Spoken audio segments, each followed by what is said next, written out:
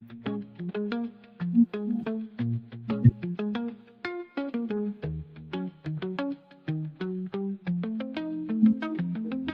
the week feels long and the skies turn gray, the sports bar's warmth makes the worries sway. Chips half-eaten, laughter fades in the air, but we hold on a moment, a treasure so rare. We'll laugh through the tears as the night unfolds, creating memories like stories retold. Raise your glasses high, let's make a toast to friends and good vibes, that's what we love most. With games on the screen and snacks on the side, at the sports bar we gather, let the fun be our guide.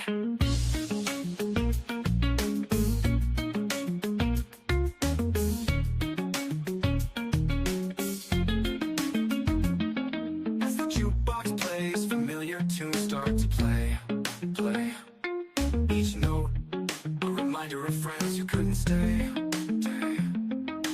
Wings gone cold, but we savor the vibe in the heart of the night, our spirits revive. So here's to the past and the friends we've known. In this funky bar, we'll never be alone. Raise your glasses high, let's make a toast to friends and good vibes, that's what we love most. With games on the screen and snacks on the side, at the sports bar we gather, let the fun be our guide.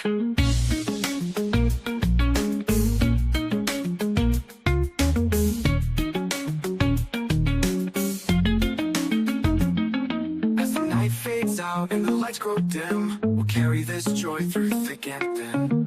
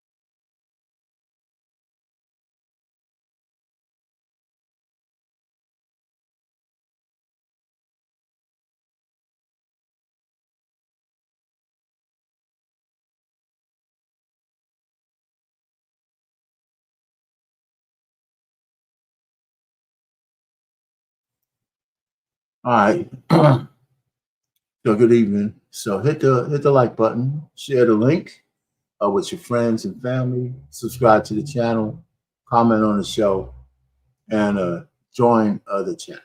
So let's get started. Let's get this thing popping.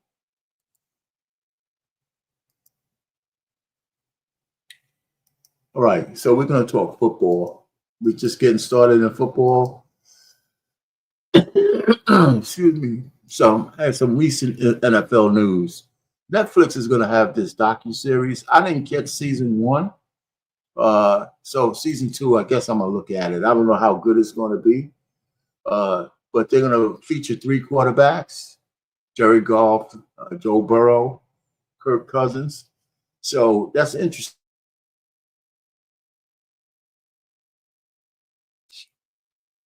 I don't know how they chose these 3 guys. Yeah, I mean, Kirk Cousins is kind of on his way out, kind of. Maybe that's one of the reasons they're looking at somebody who's still getting paid a lot of money. But, you know, I think he got benched last year, pretty much by the end of the year. Jerry Goff, I think he was so-so. And Joe Burrow, the team was bad, but he pretty much had a great year. I think statistically he had a really, really great year. So I don't know what they're going to do with that. You know, okay. And Joe Burrow, again, he was talking about number 2 here, that he got his receivers back. So he should be happy with his receiving core. I don't know who's going to be number 3, but 1 and 2, he's still intact. So at least he knows he got a couple of his primary weapons. So that's next week. But they're still projected not to win not to get into the playoffs again next year. I'm not so sure about that. We got to see from year to year who else they have on that team. And then, of course, the NFL Rule Committee, the Rules Committee, banned the tush push. And I think I'm happy about that.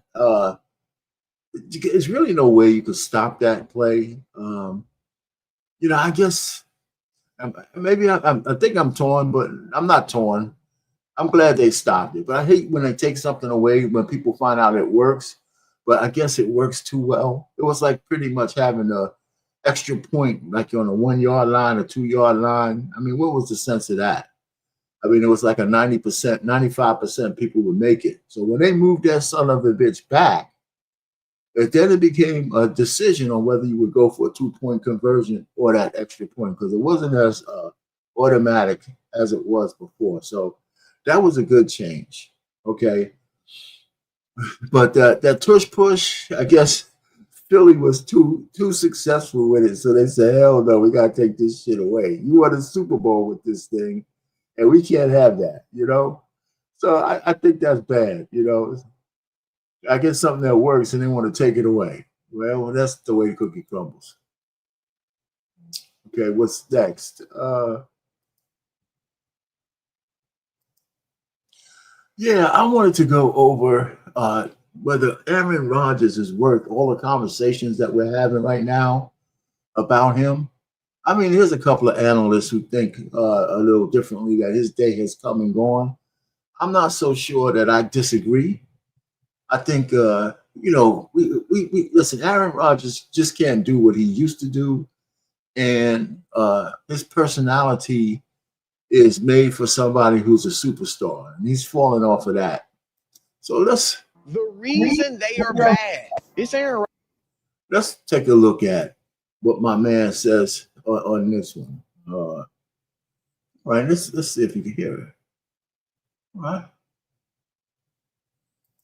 Oh, I like this. Rodgers. Aaron Rodgers has sapped the life out of this franchise. I thought with him being so engaged, talking about Super Bowl and all the challenges and showing up for everything until minicamp, I thought, okay, he's engaged, he's going to do it. He's never been a good leader, but he was a phenomenal talent and quarterback, so that overrode his lack of leadership. Well, now he's not a great quarterback anymore. So the lack of leadership is really showing. And so I brought this, it's a towel for Aaron Rodgers to dry himself off. No shame at 40 years old. You're still going to the Hall of Fame, but Aaron Rodgers, I hate to say it, man, because you were great. You washed. So dry yourself off with this towel. The reason... That's cold-blooded, man. That is cold-blooded, man. You know what I'm saying? You don't have to tell a brother, wash yourself. Dry yourself off with the towel, man. You're done. You're done.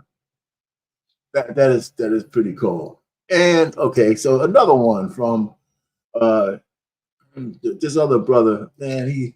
I think we have to acknowledge, Stephen A., that Aaron Rodgers is no longer the quarterback that won 4 MVPs. He's no longer the guy that won a Super Bowl championship. He's just not capable of elevating an offense, elevating a franchise like that in that regard. And it's been trending that way for some time now. We've seen it across 2 different franchises over a span of 3 years. I think we have to acknowledge, Stephen A., that Aaron Rodgers is no longer the quarterback that won 4 MVPs. He's no longer the guy that won a Super Bowl championship. He's just not capable of elevating an offense, elevating a franchise like that in that regard. And it's been trending that way for some time now. We've seen it across 2 different franchises over a span of 3 years. All right, so well, that's true. So I think there's a lot of little clips like that. I think a lot of people think Aaron Rodgers, his day has come and gone. I mean, I agree with that. So again, we have Ryan Clark here, who just can't get out of his own way, because everything he sees is through a prism of race. I mean, everything. I mean, he can't exist without it. So Ryan Clark was a fantastic, hard-hitting safety during his time in the NFL, and at one point early in his NFL career, I actually thought he was pretty good on TV, until he started diving down the rabbit hole of race baiting in recent years. So for those of you who don't know, Ryan recently made a comment on his Pivot podcast insinuating that Brady Quinn's criticism of Deshaun Watson was somewhat race-related. What's going Brady on, man? Deshaun's character for not Hey, what's up, Rich? Oh, man, hold on. Indianapolis Colts Let me after stop getting this for a cleared by the second. medical doctors. Yeah, man. What's that? What's happening? Oh, nothing much. I was going to make a comment on Aaron Rodgers there. Yeah, I had to think on it too. Yeah, man, you can right now. Go ahead, man. What do you think? Yeah. So, the other thing about Rodgers is, he wants to bring his own offense and generally his own offensive coordinator wherever he goes at this point. Okay. And that's problematic for most teams. They have a system in place.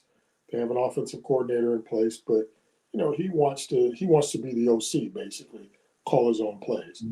So I think that's another thing that's turning a lot of teams away from him at this point. Not that there's a lot chasing him anyway. Well, let me ask you. I mean, okay, that's the Aaron Rodgers of the present. Like, if that was the Aaron Rodgers of 10 years ago, maybe. But now, no, you got to be kidding me, man.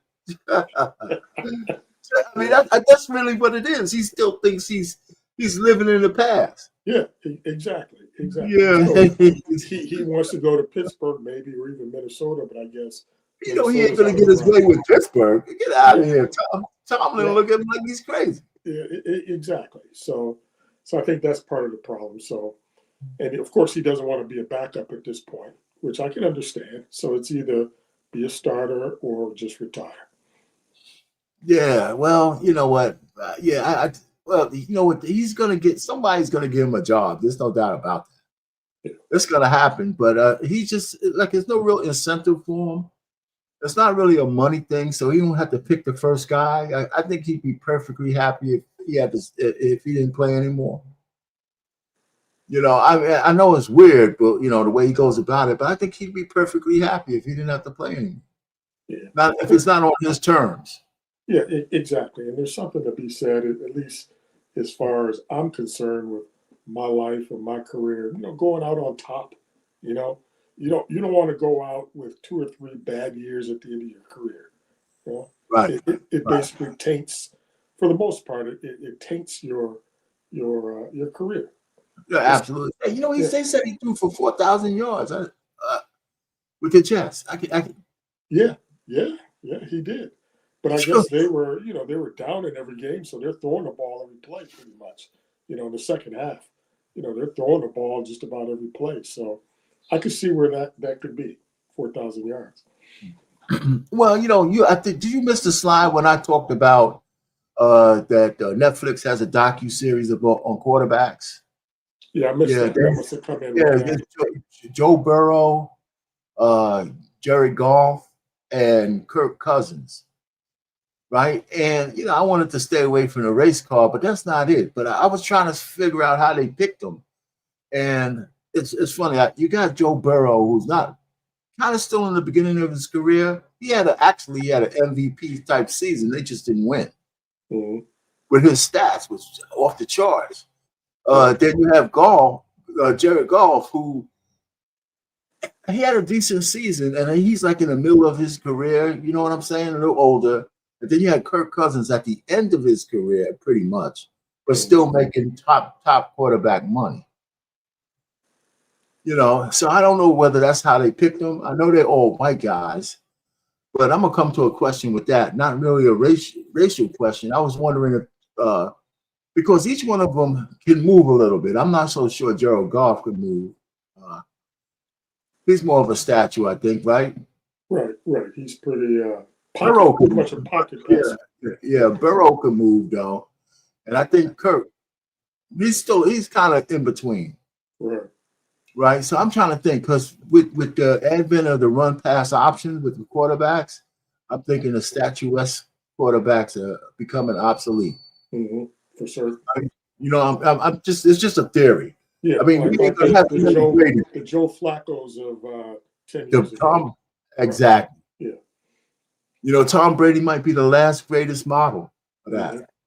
So Clark had this to say on his podcast. I do believe the difficult part for Brady here is that race does come into play because it's going to seem as a white man who is analyzing football is questioning the work ethic of a black player. So, you know, what do you think about Ryan Clark?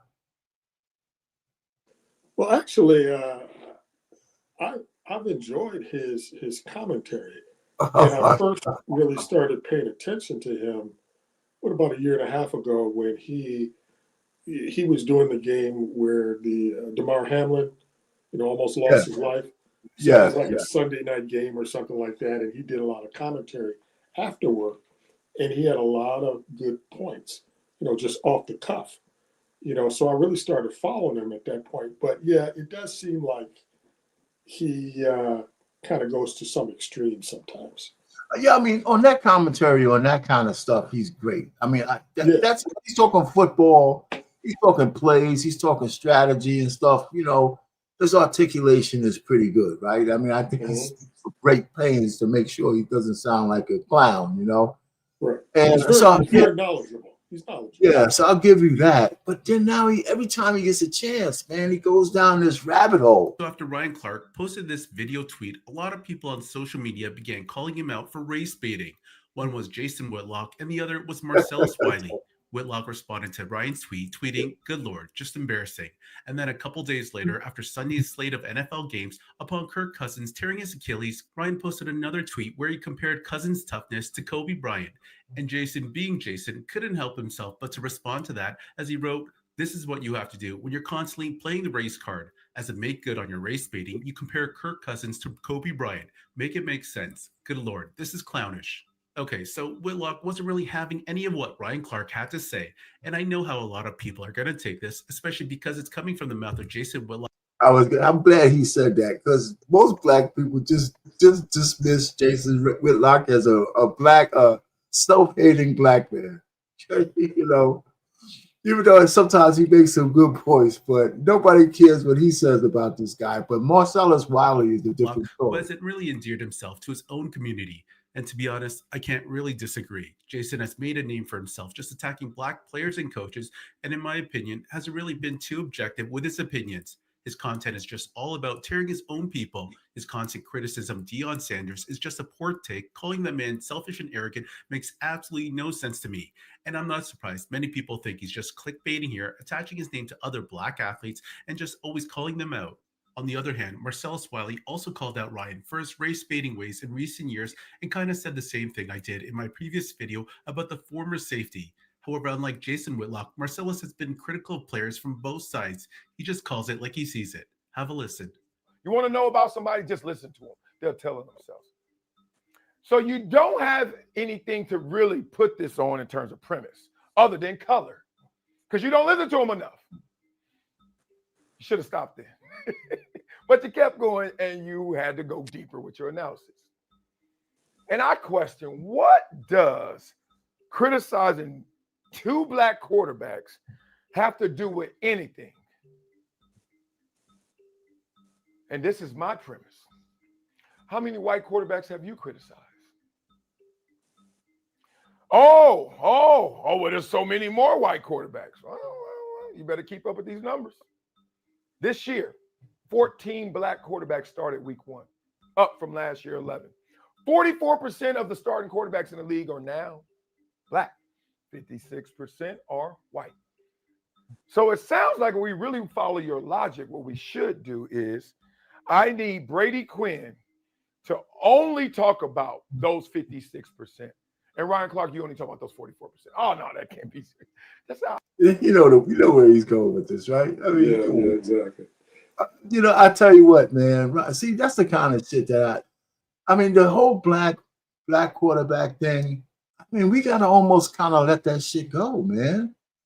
If not, I mean, I say almost. I mean, we pretty much do, man. I mean, in the last 2 Super Bowls, the remaining quarterbacks were black, or at least half black. Yeah, and as Wiley points out, 44%. You roll the clock back 20 years. What was that percentage? 2, 1 or 2? Yeah. So yeah, and Wiley, he's a smart guy. I mean, he's a Columbia grad.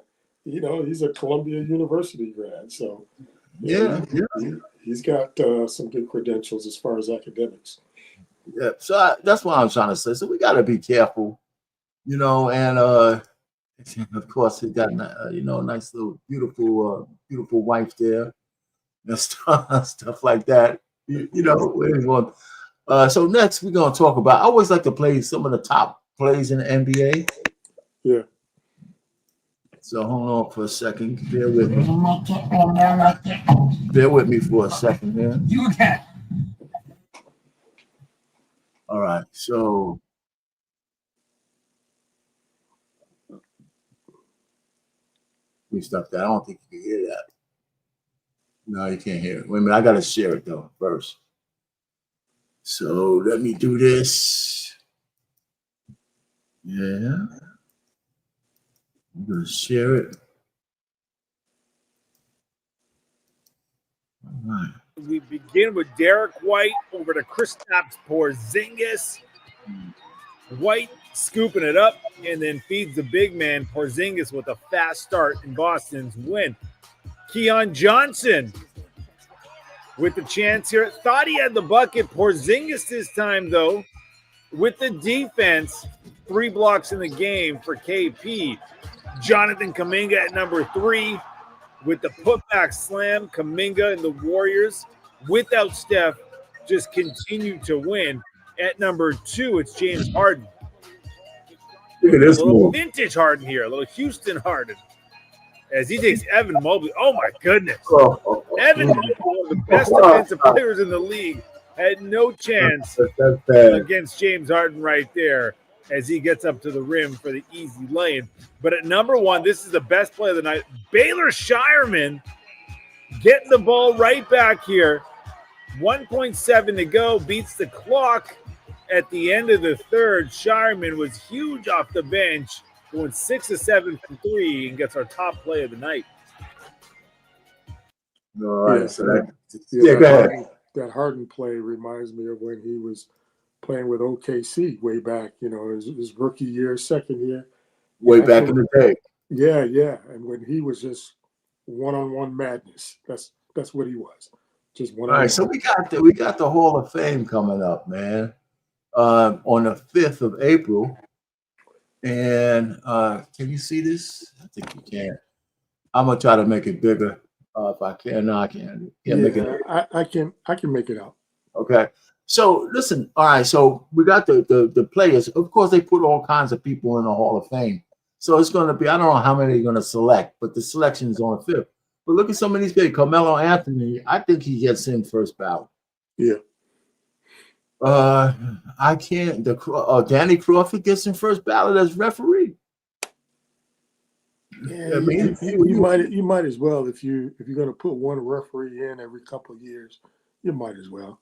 Yeah, he's got to. Well, he's got. I don't know about Billy Donovan, Mark Few. Definitely. Well, Donovan, he's got a couple of NCAA championships, right?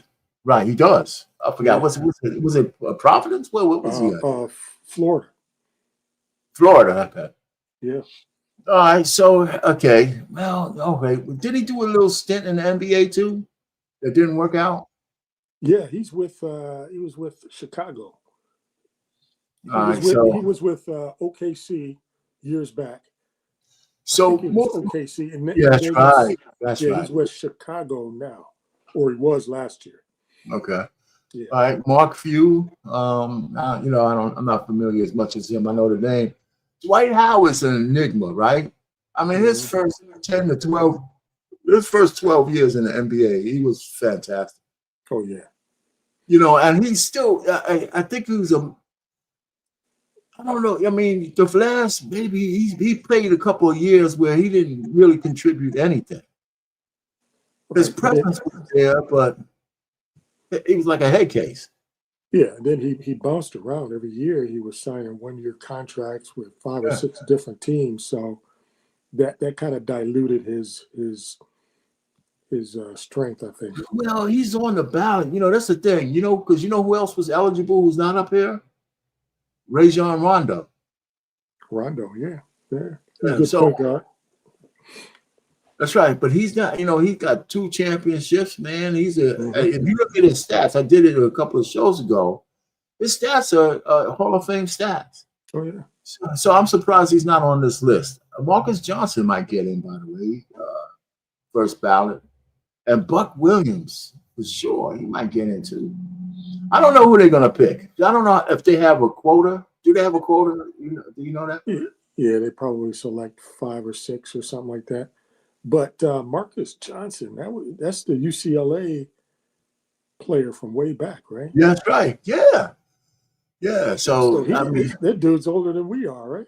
I think so. Yeah, he's got to be. He might not be that old. He might not be older than us, but he's the Mark. That's the Marcus Johnson we're talking about. He got to be 70, right? He's got to be. Yeah, I mean, he could be. Yeah. Sheesh.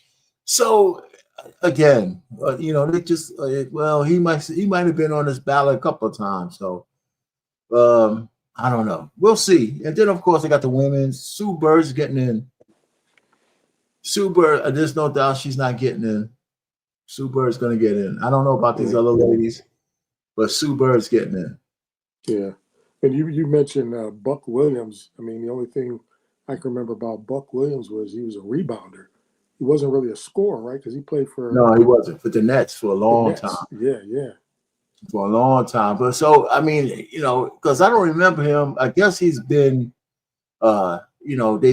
he's been on this ballot a couple of times, I would imagine. Definitely not his first time. So, yeah. So he's on the hairy edge. He may or may not get in.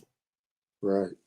So that's that. So that's all right. But I thought it was interesting to see that.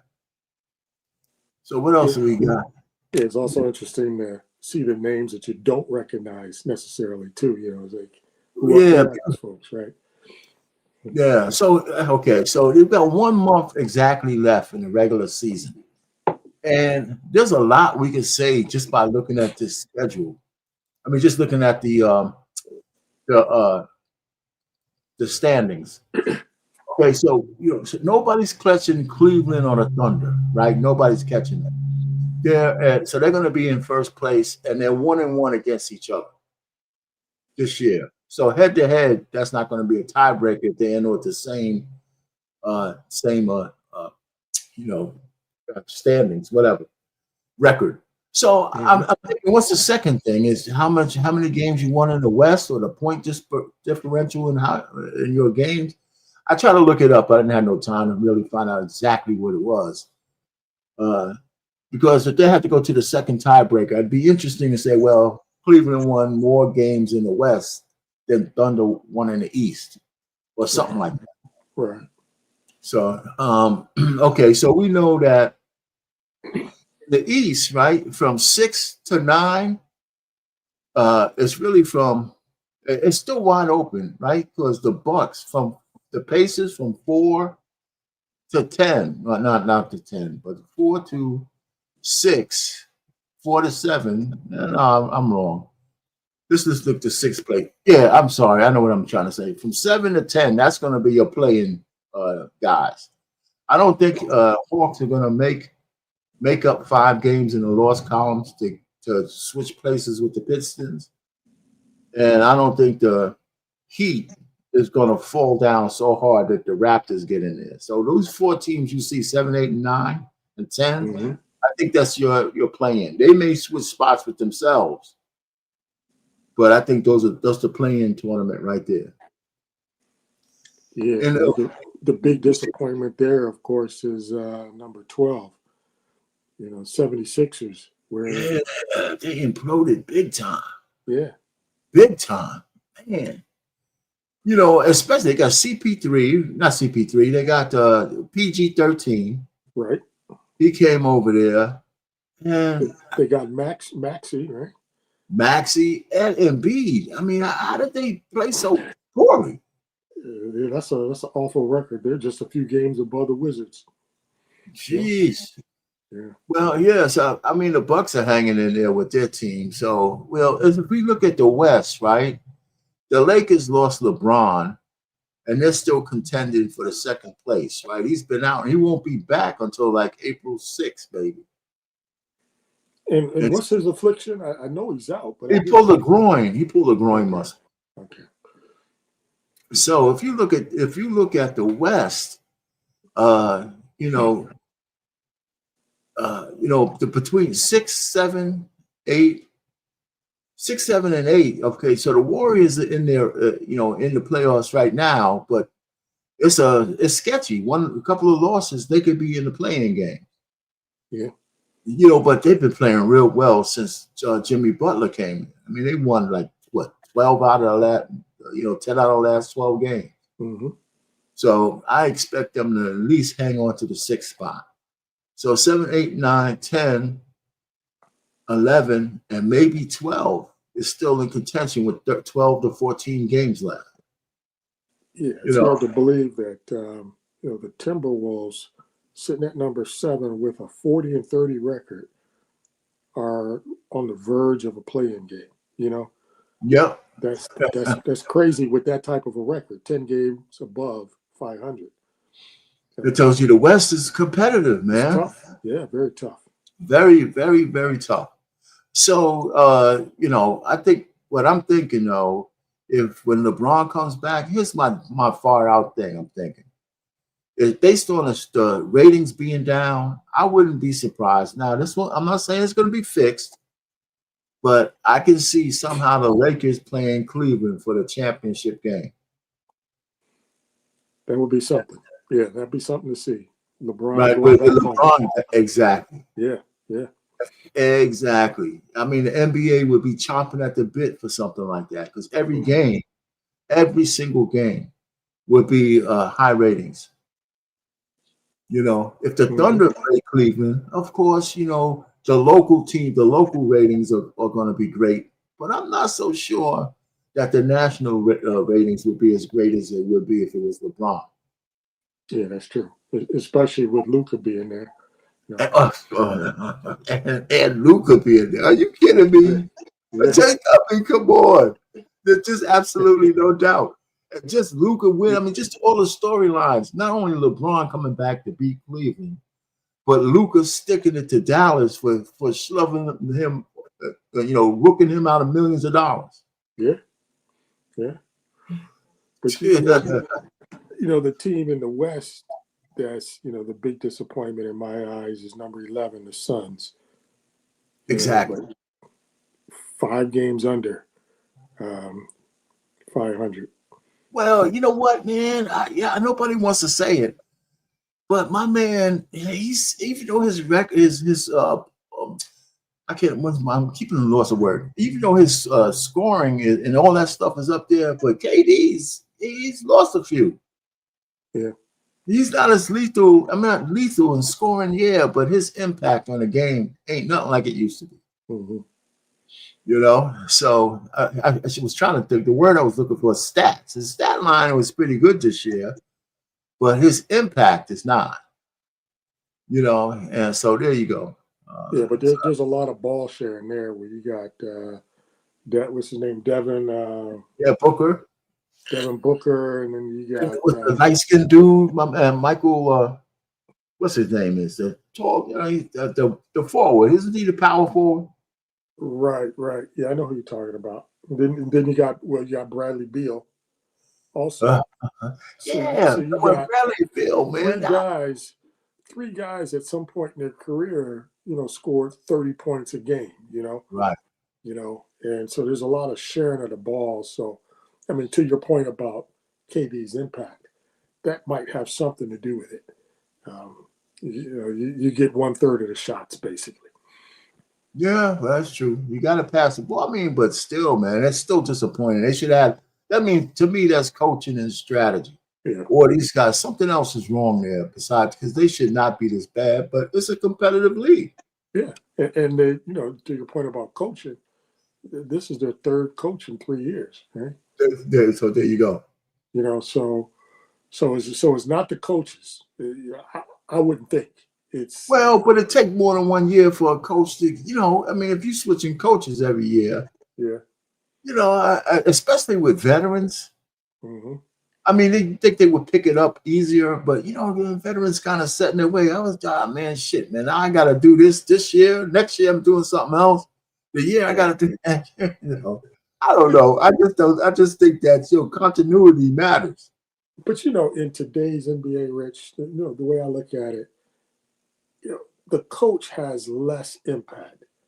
I mean, you're going to call a timeout, you're going to draw up a play, but do the players really run those plays? Yeah, they spread out. Everybody's on the 3-point line. You got one guy down low, maybe, and you pass it around to get to the open 3-point shooter. Okay. So you and I could coach in the NBA. You might be right, man. Everybody. Those guys ain't listening to the coach in the huddle. After a couple of dribbles, it's every man for himself. Yes. It's true. Jesus, man. All right. So what are we talking about here? I mean, we get started tomorrow. Yes. And I gotta tell you, man, my with all these teams in there, my enthusiasm for March Madness has been going down almost every year. I didn't even fill out. I used to fill out the brackets religiously, man. To the betting pools and all that. I haven't filled out a bracket in vengeance in a long time. Right. Likewise. Yeah, I said, man, you got 800,000 teams in it. I mean, is every team in NCAA playing? You know what I'm saying? Right. They got the brackets and they got the off brackets up here. Jeez. I mean, they just wanted to see. This is what I'm thinking they're going to try to do to football. Yeah, not to this extent, but right. The NCAA, because they've extended it to, was it 12 teams now? I think it's 12 teams now. Yeah, went from the final 2 to the 4, and now. And 4 didn't even last that long. They said, "Nah, we got to open this up, man. The money's too good." Right. And then the proliferation of bowl games kind of says, okay, now we can make some more of these bowls worth something more if it's tied to a championship, Mm-hmm. Yeah, man. But Americans, we like our entertainment. We do. That's all that matters, man. Americans we just like the entertainment. There's just billions and billions of dollars. It's gotta be almost $1 trillion industry. I mean, all of them combined. Yeah, you would think so. But this time of the year is exciting for the universities, because if you went to a university that's in the final 64 or the 68 now, you get excited about it if your team is on that bracket list. So even if you're not a big basketball fan, it drums up a lot of interest. So yeah, it's good though. It's good.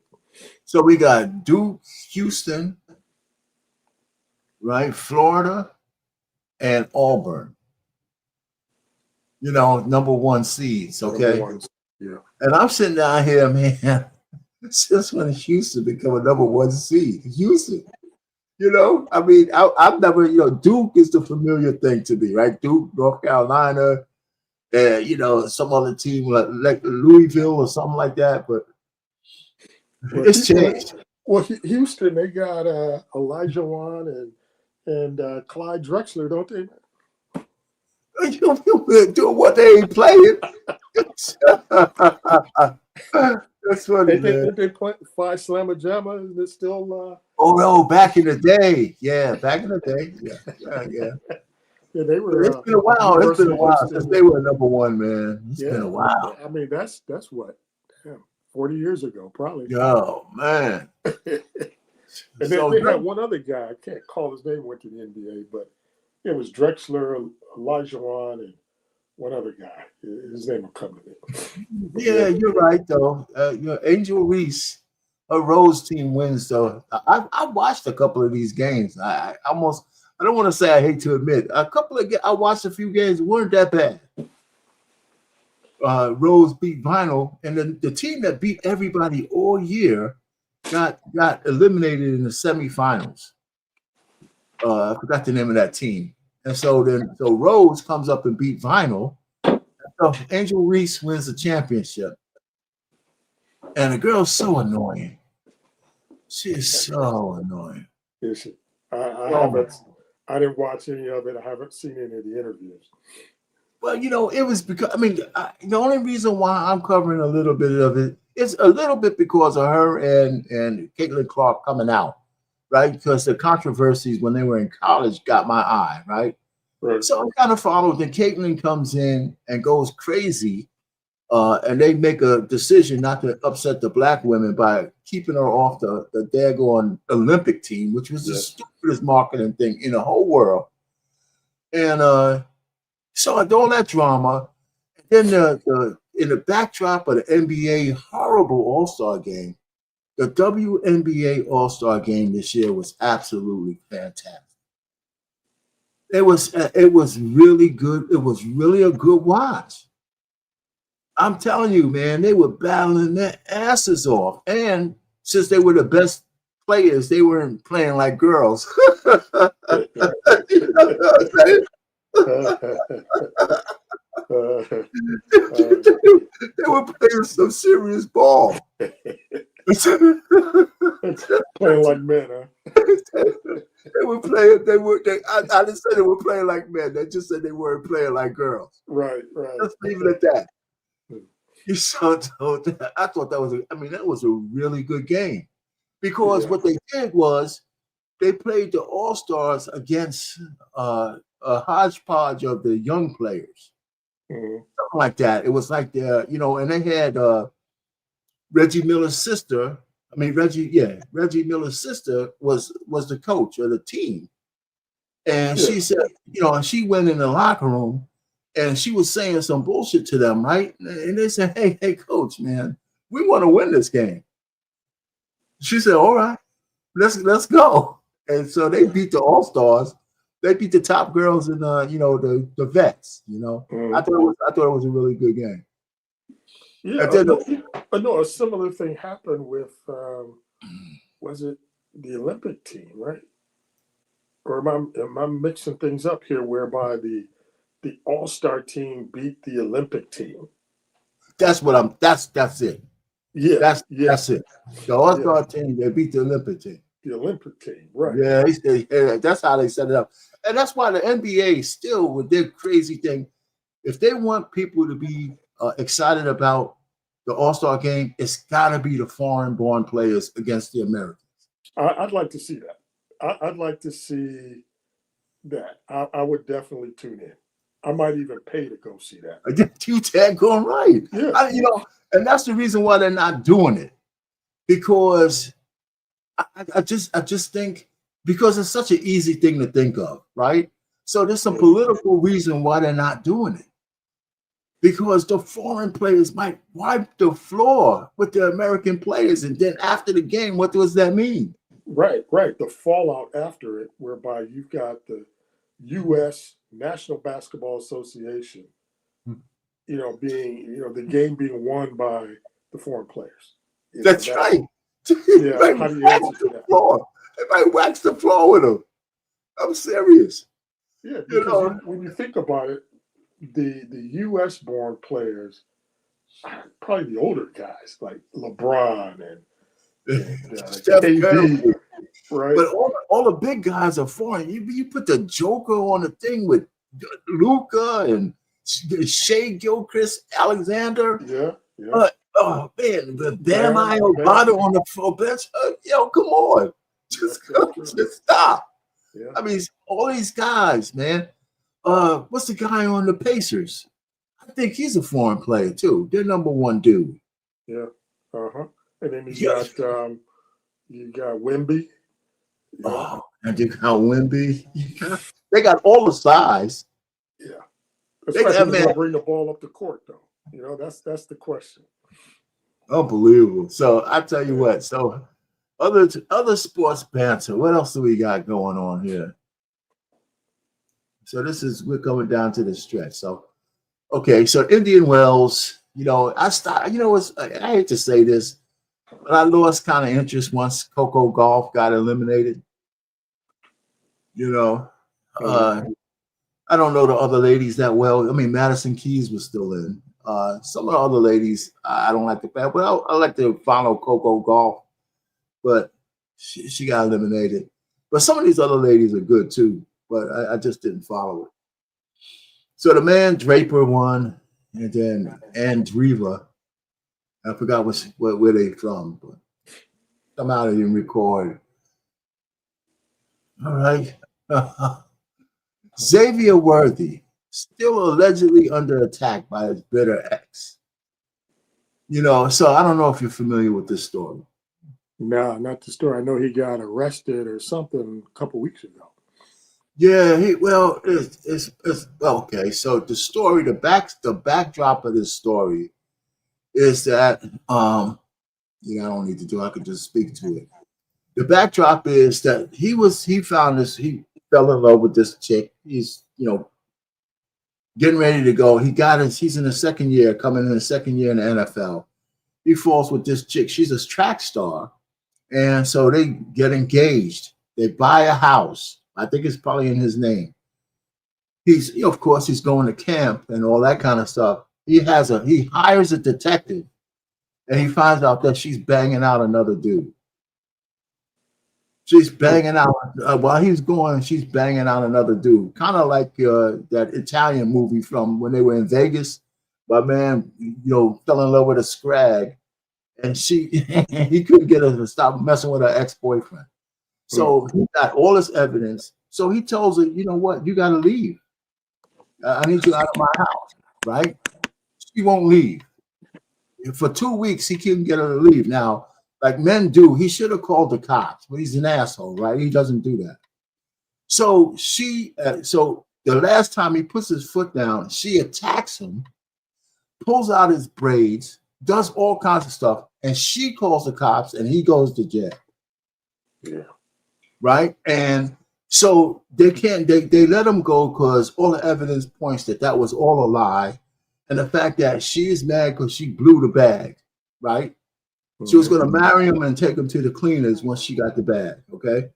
So she's still spouting those lies, but they're not going to, so that she got a restraining order on him based on the original allegation, even though that's bull, because it's going to get taken off on April 1st. So he refuses to press charges. And that's my problem. My problem is, this kind of egregious stuff that women do to men goes unpunished. She almost destroyed his whole career, everything. Right. Jail time, career, everything, because he picked the wrong woman. And now he has, instead of him standing up and saying, you know what? I don't care if she's a woman. She's going down. Like Jay-Z, right? Right. Right. He's suing her. He said, I'm not letting this go just because they dropped the charges. He said she cost me over $20 million. Mm-hmm. And not to mention, the relationship with his, wife and children. Right? Yeah, I mean, this thing is this salacious stuff all out there. You know what it did for him also? He knows who his friends aren't and who they are based on this allegation. Because people like to see people. So I'm just mad at the fact that he's not pressing charges. Well, is there a child involved or anything? No. Okay, because I was thinking that would be the only reason that one. That's still no reason. Or one of the reasons. Is that a reason? Tell me why you think that's a reason for not doing it. Because then your child is quote unquote motherless, right? No, hell no. Why would a scrag ass mother like that be something worth than my child raising my child? I'll take the kid myself. I mean that's a fair point. That's a fair point. But I guess the relationship between the mother and the child is still something special. Hey, maybe she's a good mother, right? It's more hypothetical, but maybe she's a bad girlfriend. And the only thing the kid's going to be worried about who's giving me the milk. It depends on how old the kid is, right? If the kid's a newborn or something, I hear what you might be saying. I still disagree, but I can dig it.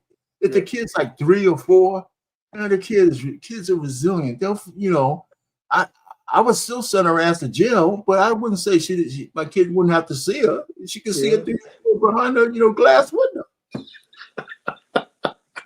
Traumatize the kid. Hey man, kids don't get traumatized like that. You know, it's true. And listen, fathers are better. You know, look, there's enough data that says fathers are better for children than women are anyway. Yeah. Yeah. I mean, in every statistical category, you know, that you know, kids raised with their fathers are much better off. You know, it's not even close. Yeah, well, You know, especially sons. Yeah, no nah, doubt I think about you know that. I think that's a myth too, especially daughters Yeah. as well as sons, because you guess what? If we look at the single pregnancy rate with girls raised with their fathers, it's dramatically less. Mhm. You know what I'm saying? It's the biggest oofa that women do when they're with each other. They're out there stroking unprotected with just letting any random dude do their thing, man. Get out of here. I think you need fathers to stop that shit from happening. You know, because Yeah. women don't. You know, so anyway, So you that's say send her away for 30 days or something at least. Hopefully that'll send a message to her. oh, no, she got to get crushed. You know, I mean, we got to stop this, man. Women are destroying men's lives just with this spoken word. Yeah. You know, I mean, we got to stop being soft on that. But anyway, that's another story. But it's his life, you know. My thing is, if he gets back with her, that's the thing. You know, I'm still trying to find out whether, you know, she's really his ex or he's going to give her another shot. That would be really bad. Yeah, and you know that happens so often, man. No. Oh. Yeah. Anyway, so I mean, this is going to be a show. I'm glad you showed up because I got these 3 questions, man. You know, who's going to tell Angel Reese to just shut up and dribble? Right? She keeps asking, you know, she's a bad steward of her money, right? And her podcast is going down. Her popularity is not as much because she's ruining her popularity with the whining that she always does. So the WNBA is not paying her no exorbitant amount of money. It's not going to happen, right? Because they don't generate that kind of revenue. So she can't afford to live the lifestyle she wants. So she complains at every turn. And I don't think it helps her. But you would think, and I certainly don't know her endorsement profile or anything like that, but I would think she would have enough endorsements where she's bringing in $1 million a year, right? Well, I'm not so sure. I mean, it should be, but listen, if her endorsements were that good, why would she be moaning and groaning over the salary from the WNBA?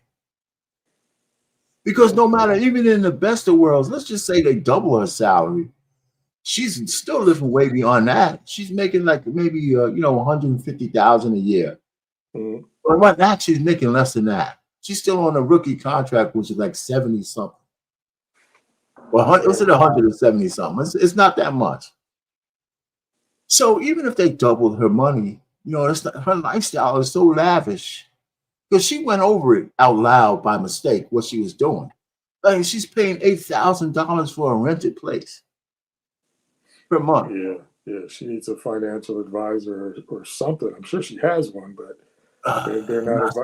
But I think maybe what she's doing is maybe she's comparing it to what she was getting when she was at, what was it, LSU? You know, the NIL money. You would think that same money would flow to but her.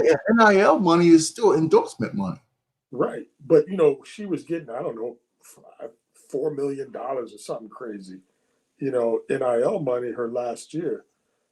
And maybe she's not at that level in the NBA now. Well, you know, but why would it go down? Well, she had a decent first year. She's got a name for herself. So let's just say she's still bringing it. I think it's safe to say she got to be bringing in $1 million something. I would think. Yeah. But if she can't live off of that, she's just doing something wrong. You know, and I can see her spending every dime she has. She's just, I mean, if you look at her, I mean, her profile, the way she wants to live her life, right? Mm-hmm. I don't think she has any real financial advisors. I really don't. I just don't. All right, so a lot of the athletes they don't trust an advisor, unless it's somebody you absolutely know, they don't trust them. They think they're out to get their money. Then they want their cut of 3%, 10%. So, Yeah, but this is true, right? So then what you do is get somebody to sign you up to a financial literacy class, yeah, and you learn how to do it on your own. But she don't have no time for that. She wants her butt cheeks out, walking around naked and stuff, or salacious, and that's it. Then maybe learn what she needs to do. First of all, playing basketball, she needs to get stronger legs.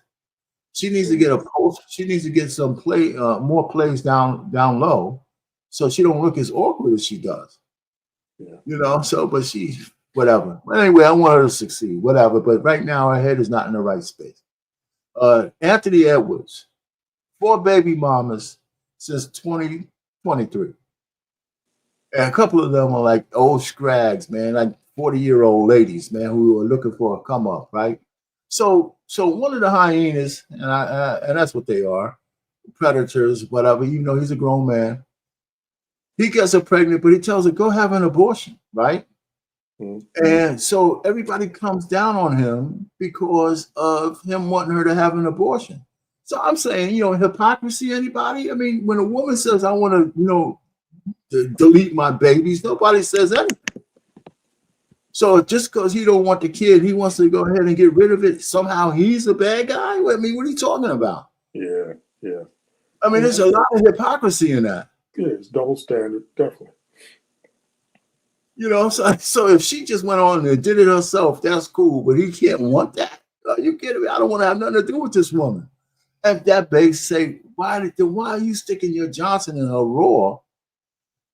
And I mean, it's just, the guys, I really don't like the policeman's job. I mean, obviously he feels that, child support for these kids is not going to really, put a dent in his money. But, your money ain't coming in like that. Or, I mean, because they make so much money. I don't know how much he has to pay, depending on the state, right? Or just child support. He might be paying out $10,000, $20,000 a month to these ladies. You know what I'm saying? Or maybe less.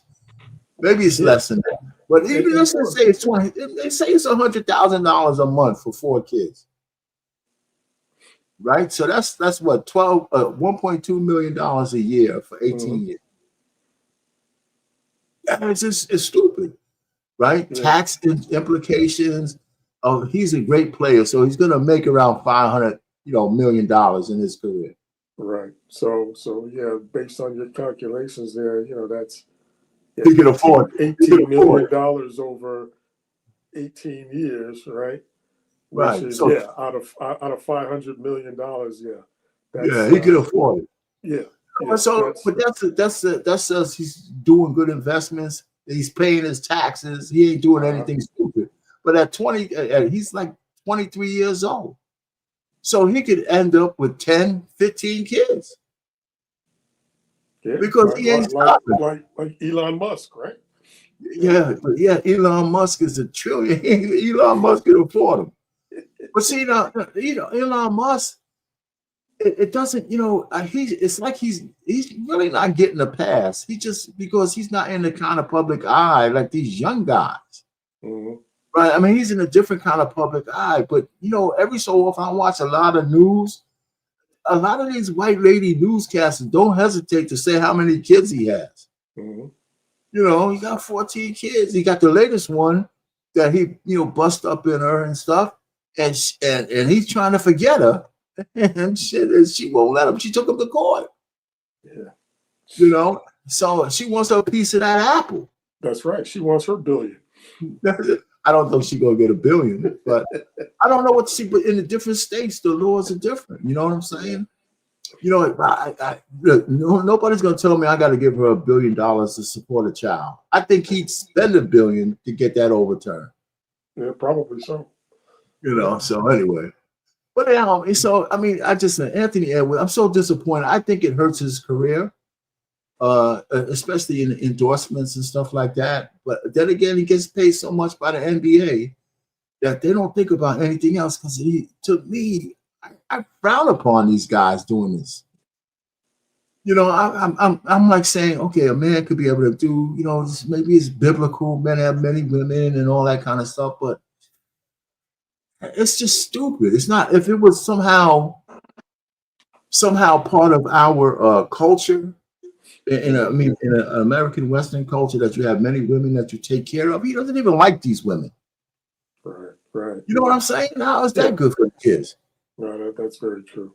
But guys making what, half $500,000 a game or something like that, probably.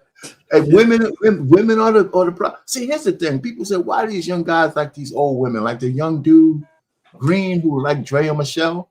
Mm-hmm. Right. So I said, here's the anatomy of that, right? This guy, when he had nothing, he's a high schooler playing ball. He probably had a Drea Michelle poster in his room. He probably been looking at Drea Michelle's posters forever. And then when he ran into a few $1 million, because now he's an NBA star, he can live that dream. And that's exactly what he did. Yeah. I mean, so he said, man, now she's in my sphere. I'm in this sphere. She's 38 years old, got a son my age, so that child support's running out. She's looking for a retirement plan. And she found it. Another 20 years with more money, because this guy's going to make a whole lot more money than the professional athlete she had a baby with before. And that child support's out. So she's going to suck this guy dry until she's like, she'll be 60. And hopefully, and then on the side, the truth of the matter, she makes a little bit of money on herself, but she's not going to be able to make money on her looks like that in her 50s. At 60. So she got this retirement plan as having another baby. Yeah, I guess that's a strategy for some, huh? Yeah. There you go. So you can't knock the hustle, man. As long as she loves the kid, I guess. And then the last one, I talked to you about this last one, of the proliferation of run pass option quarterbacks. Right. But what do you think about that in terms of the future NFL quarterback?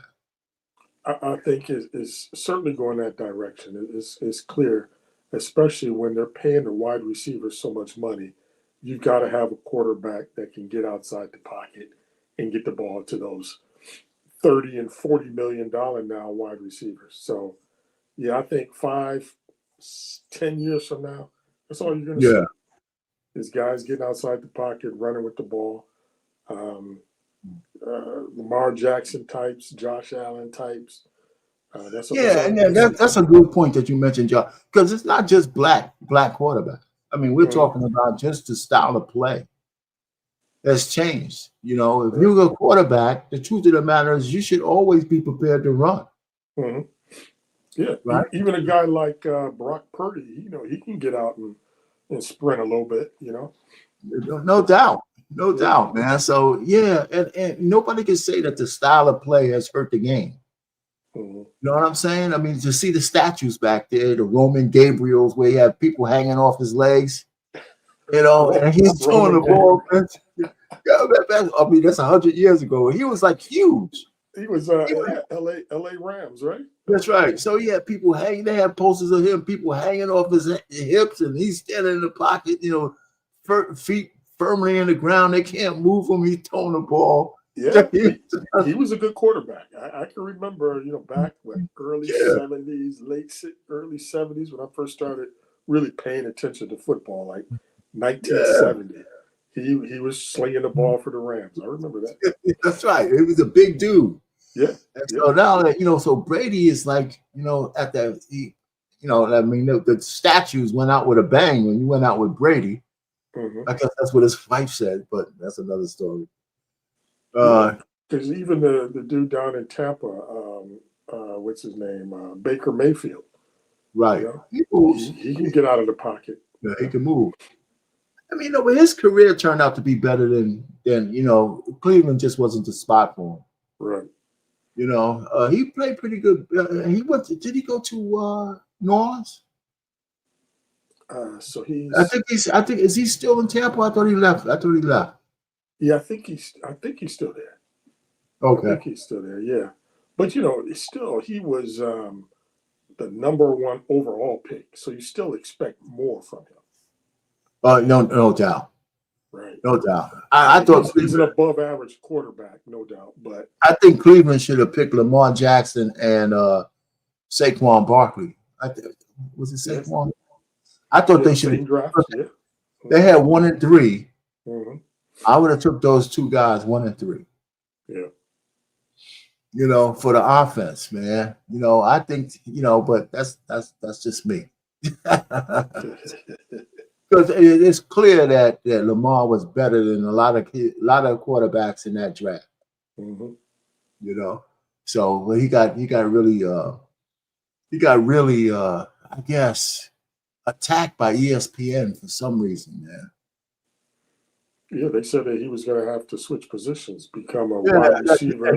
They had one guy, the old guy, and he was so wrong. He fell off into the sunset. Yeah.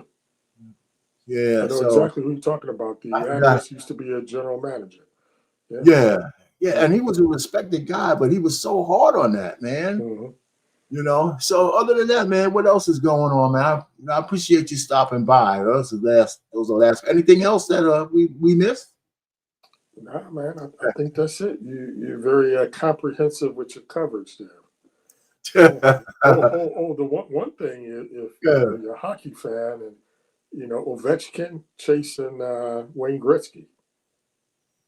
For what? The total amount of goals? All-time scoring goals is like 880, and I think he's 8 goals away. Oh, so he could do that. He could do that this season. There's like 14 games left, and he's got 8 goals. So they're going to feed him the puck. So that's going to be yes. I got to look. Quite an accomplishment. No doubt about it. I didn't know he was that good. Yeah. See, now Gretzky, man, when Gretzky was with Edmonton, man, they were unstoppable. They were. They won. Man, the cup several times in a row. Yeah. There was something else, man. He was scoring, man. It was like they were giving him a green light to shoot. Nobody was hitting him. Nobody was touching him. I don't think he even got in a fight. You could beat up everybody else, but don't touch him. That's right. If you ran into Gretzky, they had a couple of other goons on the team. That's right.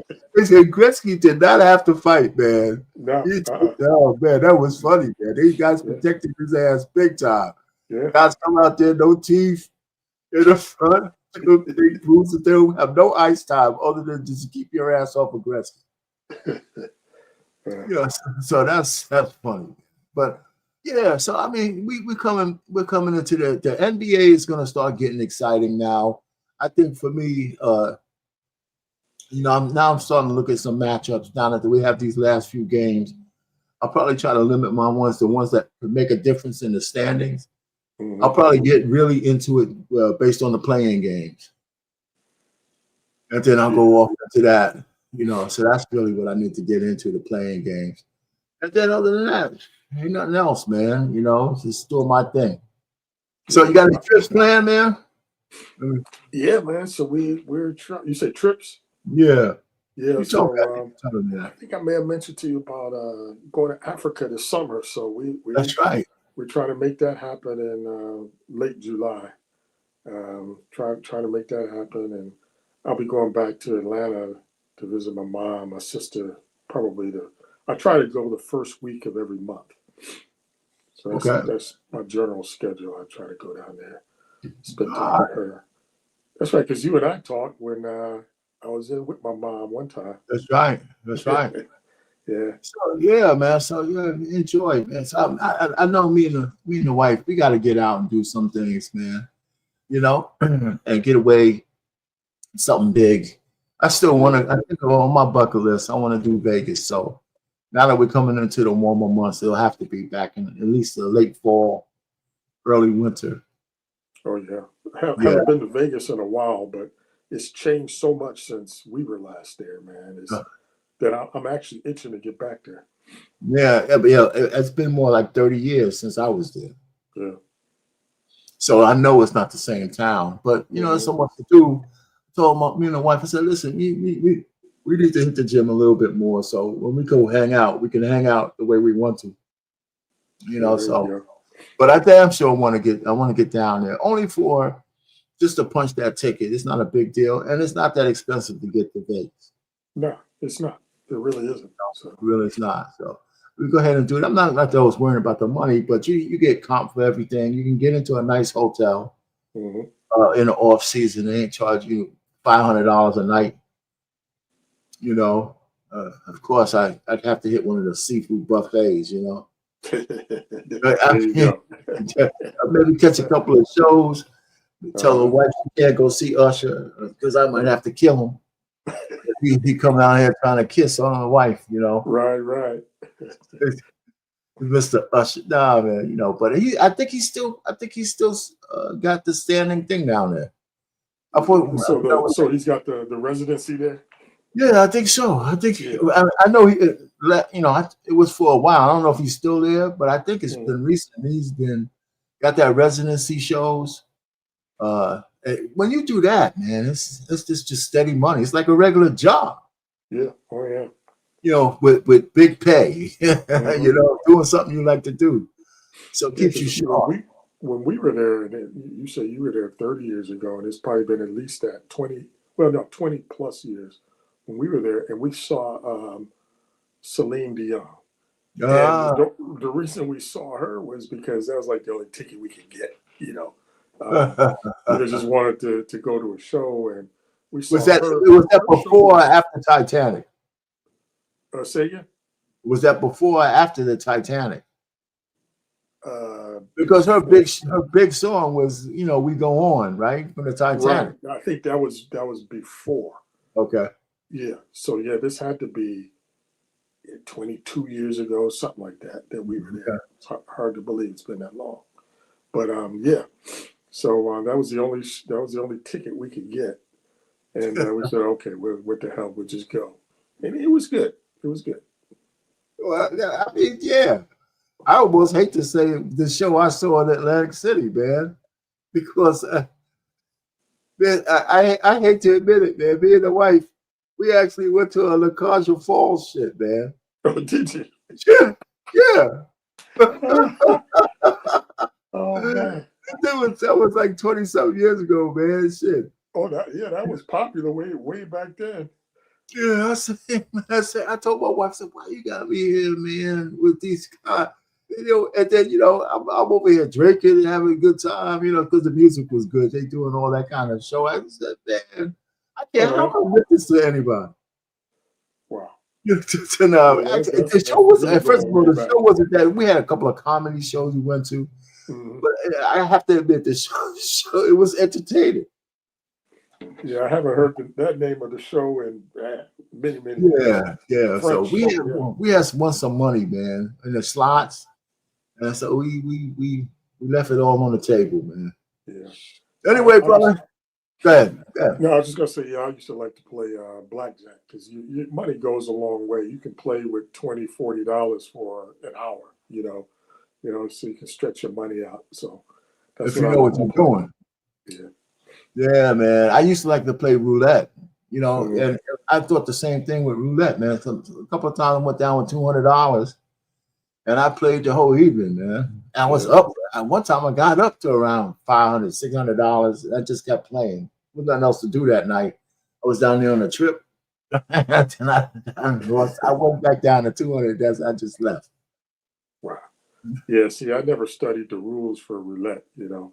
It seems complicated. It probably seems more complicated than it is. It really is. Studied the rules for it. It really is. I mean, you know, you could just put five. If I play with low chips, it depends on the table. You can play with $5 chips. So if you put it squarely into a number, squarely on a number, that's 35-1. If you put it on a half of two numbers, that's 17.5-1. If you put it on a quarter, it's by 4. You know, they divide it by 4. Okay. So that's all you do. And then if you play, you know, the 00 or the other things, the numbers at the top, you know, it's got to be exact. So that's why you see so many people putting so many chips down. I got then there's 2 to 1s if you play red or black. So you could play red, no number, just if the ball falls on a red, you win. and that's 2-1. I think it's either 2-1 or 3-1, something like that. Mm-hmm. You know, so it's really not that complicated once you Okay, get. so the odds are not completely stacked against you. So it might be what 45% chance of of winning. Yeah, yeah. If you're willing to put like your money in a not on a corner Mm-hmm. of 4 numbers, of course your odds go up, right? It's a finite set of numbers on a roulette table. So, and then if you put like you cover 4 corners, like 4 different sets of 4, now you're covering 16 numbers on the board. So if you win, I think you'll make like you have to give. Well, the losers, they take the money away, but the winners, that you get those chips back plus the percentage that you get. 1/4 of 35 is whatever, $9, something like that. Uh-huh. So that might cover the cost of the other ones. I mean, it's all that kind of stuff. So you got to play those games. Right. So and if you hit it directly, boom. I did well on a couple of roulette things, but you got to know when to quit. Yeah, that's the key. Being able to walk away from it. Absolutely.